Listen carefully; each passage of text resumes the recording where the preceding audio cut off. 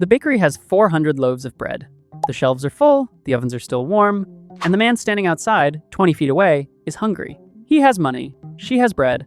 Nothing is stopping this transaction except one missing thing, and it isn't food, and it isn't cash.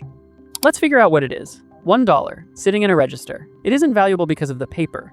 It's valuable because everyone downstream agrees to keep pretending it is. That agreement has a name, banks. Let's try something. Remove them entirely. That seems reasonable, right? People still work. Bread still gets baked. Trucks still have wheels. Unfortunately, that isn't where it stops. Follow the dollar back to a wheat farmer in Kansas. He didn't buy his tractor with cash in a shoebox. Mostly because tractors have this annoying habit of costing more than what's currently sitting in someone's wallet. He borrowed it against next year's harvest. From a bank that no longer exists in our scenario. No loan, no tractor, no wheat. The bakery still has flour today.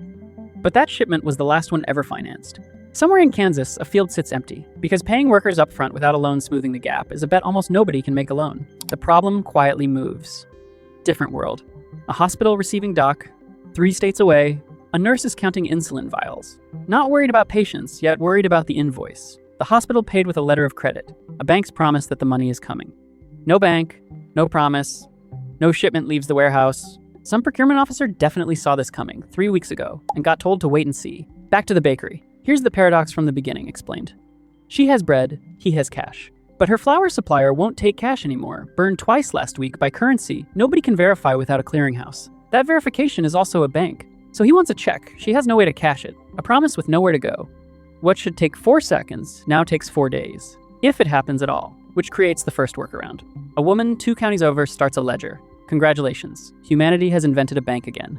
It just has fewer employees, no giant building, and probably a kitchen table as the headquarters. People bring goods, she writes down who owes what. Everyone trusts her handwriting instead of a vault. It works, for about 11 days. Then someone asks the obvious question, who audits her? That's the job a bank quietly did that nobody noticed until it was gone. Not holding money, but being someone everyone distrusts equally. One person is doing fine, strangely. A locksmith.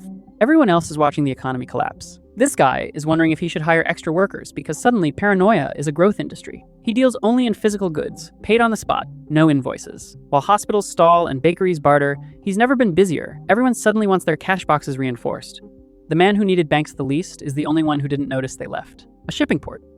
One container holds 412,000 air fryers insured, back when trade financing still existed, by a bank guarantee that has since evaporated. Now the shipping company won't unload it. Not because nobody wants fryers, because the insurance covering what if this falls on the dock answers to an institution that no longer exists. Legally, nobody will touch it. Which is a sentence I never thought I'd say. Global trade, stalled by a paperwork ghost. 400,000 air fryers are sitting there, ready to make someone's chicken slightly crispier, but nobody can move them because a missing signature has more power than the machines themselves. A chicken farmer, 3 miles from the bakery, has a different problem.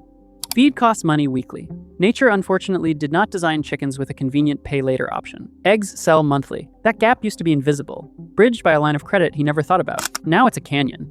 So he sells the flock early, at a loss, to anyone with cash. The bakery suddenly gets eggs cheap. A tiny accidental win right before the next wall. Prices haven't crashed. They've frozen sideways, because nobody can agree what $1 tomorrow is worth today. That reference point was interest rates, which came from banks. Here's the invisible rule underneath all of it. A bank was never really a building holding money. It was a machine for making strangers trust each other without having to know each other. The farmer trusted the dealer because a bank vouched for him. The hospital trusted the distributor because a bank's letter said the money was real. Remove the middleman, and trade reverts to something ancient. You can only deal with people you already know, which is why, 9 days in, small towns are doing fine and big cities are struggling badly. In the small town, the baker knows the farmer, who fixes the baker's oven on a handshake. Trust already existed person to person. In the city, nobody trades with anyone they haven't verified through a system that no longer exists. The richest, most complex economy on Earth turns out to be the most fragile one. Back to the hospital. The insulin still sits in a warehouse, guaranteed by nothing. A workaround appears. A consortium of hospitals starts vouching for each other directly, each one staking its own reputation on the other's debts. Slower, smaller. Covers maybe a third of what the old system moved, but it's something. For the first time, a piece of the machine gets rebuilt by hand in real time, which is the actual answer to the title. Could society function without banks? Technically, yes, humans did it for most of history, but functioning quietly meant something smaller. Slower trade, smaller circles, less risk-taking, because risk-taking was always the bank's real product. The willingness to bet on a stranger's harvest, a stranger's tractor, a stranger's insulin shipment. The bakery, 11 days later. The man is still hungry. The bread is still there. But now there's a new ledger, run by 3 people instead of 1 woman's handwriting, checked against each other so no one can cheat alone. Clunky. Slow. In its smallest possible form, a bank being reinvented out of pure necessity. He finally gets his bread. After all that chaos, the solution is basically what humans have been doing forever. Creating a system and hoping nobody ruins it on day 1. Not because the money worked, because enough strangers once again agreed to trust each other. The bakery was never short on bread. It was short on the one invisible thing that turns a stranger into a customer.